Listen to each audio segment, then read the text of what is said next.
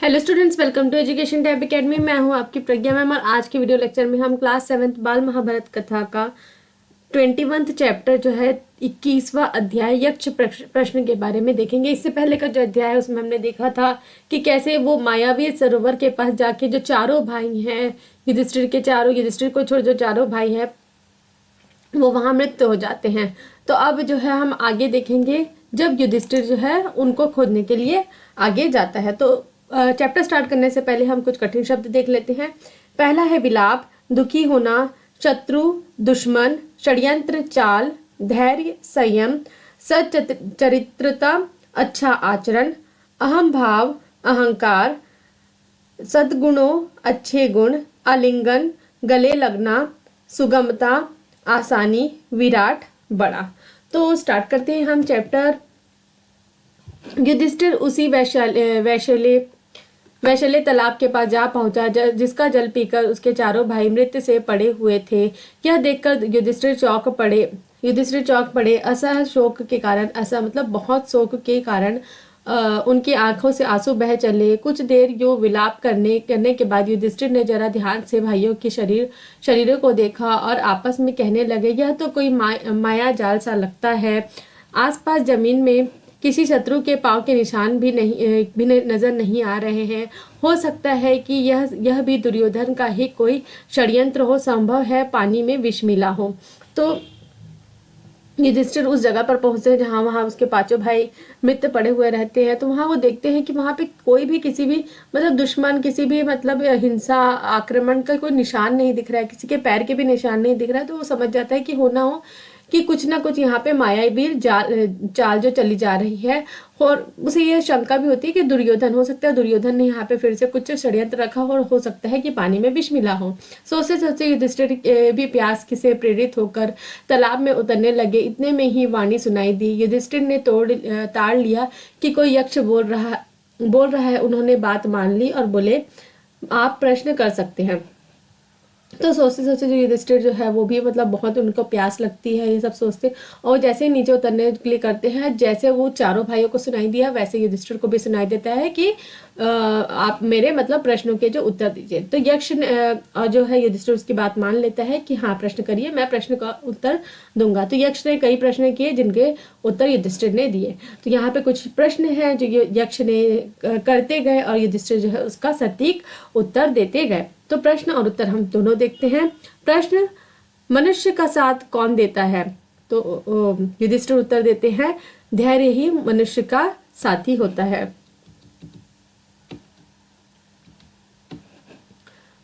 फिर प्रश्न आता है, कौन सा शास्त्र मतलब विद्या है जिसका अध्ययन करके मनुष्य बुद्धिमान बनता है? तो उत्तर देते हैं युधिष्ठिर, कोई भी शास्त्र ऐसा नहीं है, महान लोगों की संगति से ही मनुष्य बुद्धिमान बनता है। फिर प्रश्न आता है, भूमि से भारी चीज क्या है? संतान। उत्तर देते हैं, संतान को कोख में धारण करने वाली माता भूमि से भी भारी होती है। प्रश्न आता है, आकाश से भी ऊंचा कौन है? और उसका उत्तर क्या देते हैं युधिष्ठिर, पिता। हवा से भी तेज चलने वाला कौन है? तो उसका उत्तर क्या है, मन। घास से भी तुच्छ कौन सी चीज है? उत्तर मिला, चित्त। प्रश्न आया, विदेश जाने वाले का कौन साथी होता है? उत्तर, विद्या। प्रश्न फिर आया, घर ही में रहने वाले का कौन साथी होता है? तो उत्तर आया, पत्नी। प्रश्न आया, मरण सन्न विद्ध का मित्र कौन होता है? मतलब मरने के बाद जो वृद्ध है, जो बूढ़ा है, उसका मित्र कौन होता है? तो दान, क्योंकि वही मृत्यु के बाद अकेले चलने वाले जीव के साथ साथ चलता है। बर्तनों में कौन सा, प्रश्न आया फिर से, बर्तनों में कौन सा में सबसे बड़ा कौन सा है? भूमि ही सबसे बड़ा बर्तन है जिसमें सब कुछ समा जाता है। फिर प्रश्न आया, सुख क्या है? तो उत्तर आता है, सुख वह चीज है जो शील और सचरित्र पर स्थित है। फिर प्रश्न आया, किसके छूट जाने पर मनुष्य सर्वप्रिय बन जाता है? तो अहंभाव के छूट जाने पर, मतलब अहंकार, गुस्सा जो करना है वो अगर कोई इंसान छोड़ दे तो वो सर्वप्रिय बन जाता है। किस चीज के खो जाने से दुख नहीं होता? तो क्रोध के खो जाने से दुख नहीं होता, ऐसा उत्तर दिया युधिष्ठिर ने। फिर प्रश्न आया, किस चीज को गवाकर मनुष्य धनी बनता है? तो फिर आया उत्तर, लालच। संसार में सबसे बड़े आश्चर्य की बात क्या है? तो उत्तर आता है, हर रोज आंखों के सामने। आश्चर्य मतलब बहुत हैरान कर देने वाली उत्तर आया, हर रोज आंखों के सामने कितने ही प्राणियों को मृत्यु के मुंह में जाते देख कर भी बचे हुए प्राणी जो यह चाहते हैं कि हम अमर रहें, यही महान महान आश्चर्य की बात है। तो इस प्रकार यश के कई प्रश्न भी किए और युधिष्ठिर ने उन सब के ठीक ठीक उत्तर दिए। अंत में यक्ष बोला, राजन, मैं तुम्हारे मृत भाइयों में से एक को जीवित कर सकता हूँ। तुम जिसको भी चाहो वह जीवित हो जाएगा। तो फिर आखिरी में जो है यक्ष पूरे प्रश्न पूछ लिए सबका, और भी कई प्रश्न पूछे, तो कुछ प्रश्न दिए हुए हैं। सारे प्रश्नों का जो है युधिष्ठिर ने बहुत अच्छे से सहजता से बहुत ठीक ठीक उत्तर दिए। तो फिर वो उससे खुश होकर पूछते हैं, बोलते हैं कि भाई मैं तुमसे बहुत प्रसन्न हूँ, तुम मेरे से मतलब मैं तुम्हारे जो मृत भाई हैं उनमें से किसी एक को जीवित कर दूंगा। तो वो किसको बोलता है आगे देखते हैं। युधिष्ठिर ने पल भर सोचा कि किसे जीवित कराऊं। थोड़ी देर रुककर बोले, मेरे छोटे भाई नकुल जी उठे। युधिष्ठिर के इस प्रकार बोलते ही यक्ष के सामने प्रकट होकर यक्ष ने सामने प्रकट होकर पूछा, युधिष्ठिर, 10,000 हाथियों के बल वाले भीमसेन को छोड़कर तुमने नकुल को जीवित करवाना क्यों ठीक समझा? युधिष्ठिर ने कहा, यक्षराज, मैंने जो नकुल को जीवित करवाना चाहा वह सिर्फ इसी कारण कि मेरे पिता कि 2 पत्नियों में से माता कुंती का बचा हुआ एक पुत्र तो मैं हूँ। मैं चाहता हूँ कि माता माद्री का भी एक पुत्र जीवित हो उठे, जिससे हिसाब बराबर हो जाए। अतः आप कृपा करके नकुल को जीवित करें। पक्षपात से रहित मेरे प्यारे पुत्र, तुम्हारे चारों ही भाई जी उठे। यक्ष ने वर दिया। उन्होंने युधिष्ठिर के सद्गुणों से मुग्ध होकर उसे छाती से लगा लिया और आशीर्वाद देते हुए कहा, 12 बरस के वनवास की अवधि पूरी होने में अब थोड़े ही दिन बाकी रह गए हैं। 12 मास तक जो तुम्हें अज्ञातवास करना है वह भी सफलता से पूरा हो जाएगा। तुम्हें और तुम्हारे भाइयों को कोई भी नहीं पहचान सकेगा। तुम अपनी प्रतिज्ञा सफलता के साथ पूरी करोगे। इतना कहकर धर्मदेव अंतर ध्यान हो गया। अंतर ध्यान मतलब गायब वहां से चले गए। तो हमने देखा कि जैसे ही मतलब यक्ष ने बोला कि किसी एक भाई, तो किसका नाम लिया उसने? अपने छोटे भाई नकुल का।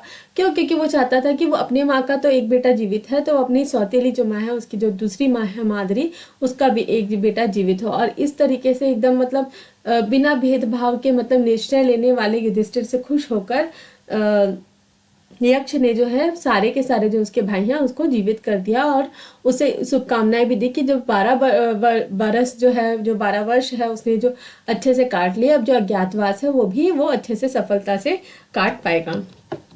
वनवास की कठिनाइयों पांडव ने धीरज के साथ झेल ली। अर्जुन इंद्रदेव से दिव्यास्त्र प्राप्त करके वापस आ गया। भीमसेन ने भी सुगंधित फूलों वाले सरोवर के पास हनुमान से भेंट कर ली थी और उनका आलिंगन मतलब गले लगाना, आलिंगन प्राप्त करके 10 गुना अधिक शक्तिशाली हो गया था। मायावी सरोवर के पास युधिष्ठिर ने स्वयं धर्मदेव के दर्शन किए और उनसे गले मिलने का सौभाग्य प्राप्त कर लिया। वनवास की अवधि पूरी होने पर युधिष्ठिर ने ब्राह्मणों की अनुमति लेकर उन्हें और अपने परिवार के अन्य लोगों से कहा कि वह नगर लौट जाए। युधिष्ठिर की बात मानकर सब लोग नगर लौट आए और यह खबर उड़ गई कि पांडव हम लोगों की आधी रात में सोया हुआ छोड़कर न जाने कहाँ चले गए। यह सुनकर लोगों को बड़ा दुख हुआ। इधर पांडव वन में एकांत स्थान में बैठकर आगे के कार्यक्रम पर सोच विचार करने लगे। युधिष्ठिर ने अर्जुन से पूछा, अर्जुन बताओ कि यह 13वां बरस किस देश में और किस तरह बिताया जाए। तो यहाँ पे हमने आगे देखा कि वनवास जो है उसमें बहुत कठिनाइयों से पांडव ने अपना दिन जो है व्यतीत किया। तो इसमें कुछ अच्छी चीजें भी उन्होंने की। क्या है, इंद्रदेव से दिव्यास्त्र प्राप्त हो गया और अभी हमने देखा भीमसेन जो है हनुमान से भेंट कर चुके हैं, ये भी हमने देखा। और युधिष्ठिर जो है उसने धर्मदेव जो यक्ष बना हुआ आया था उससे भी भेंट कर ली। तो इस तरीके से मतलब उन्होंने अपना पूरा 12 वर्ष तो उन्होंने निपटा लिया। उसके बाद जो उनके साथ जो ऋषि मुनि और नगर के लोग जो हैं वो ठहरे हुए थे, उन्हें वो अब वापस भेजने के लिए कहते हैं और ये अफवाह फैला देते हैं कि आधी रात में जो है पांडव कहीं चले गए। अब पांडव जो है एक जगह एकत्रित होके एक जंगल में ही एक स्थान में बैठकर जो है वन में एकांत में मतलब एक सुरक्षित स्थान में जहाँ कोई आ जा नहीं रहा है, वहां जाके सोच विचार करने लगे कि ये जो 13वां वर्ष है उसे कैसे बिताया जाए। तो युधिष्ठिर जो है अर्जुन से पूछते हैं और अर्जुन जो है कैसा जवाब देता है देखते हैं। अर्जुन ने जवाब दिया, महाराज इसमें संदेह नहीं है कि हम 12 महीने बड़ी सुगमता मतलब आसानी के साथ इस प्रकार बिता सकेंगे कि जिसमें किसी को भी हमारी असली परिचय प्राप्त ना हो सके। अच्छा यही होगा कि हम सब एक साथ ही रहें। कौरव के देश के आसपास पांचाल, मत्स्य, वैदह, बालिक, दार्शन, सूरसेन, मगध आदि कितने ही देश हैं। इनमें से आप जिसे पसंद करें वहीं जाकर रहेंगे। यदि मुझसे पूछा जाए तो मैं कहूंगा कि मत्स्य देश में जाकर रहना ठीक होगा। इस देश के अधीश राजा विराट हैं।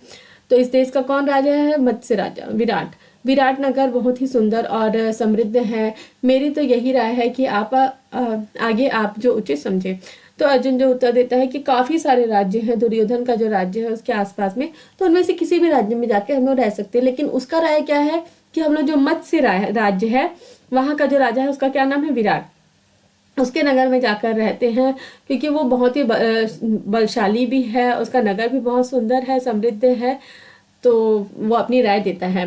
युधिष्ठिर ने कहा, मत्स्य अधिपति राजा विराट बड़े शक्ति संपन्न हैं, दुर्योधन की बातों में भी नहीं आने वाले, अतः राजा विराट के यहाँ ही छिपकर रहा जाएगा। तो युधिष्ठिर जो है अर्जुन की बात मान लेते हैं और जो मत्स्य राज के जो अधिपति हैं वहाँ जो राजा विराट है वो भी बहुत शक्तिशाली है, तो वो भी ये सब सोच विचार करते हैं कि दुर्योधन की बातों में नहीं आएगा, तो वहीं जाकर वो छिपकर रहेंगे।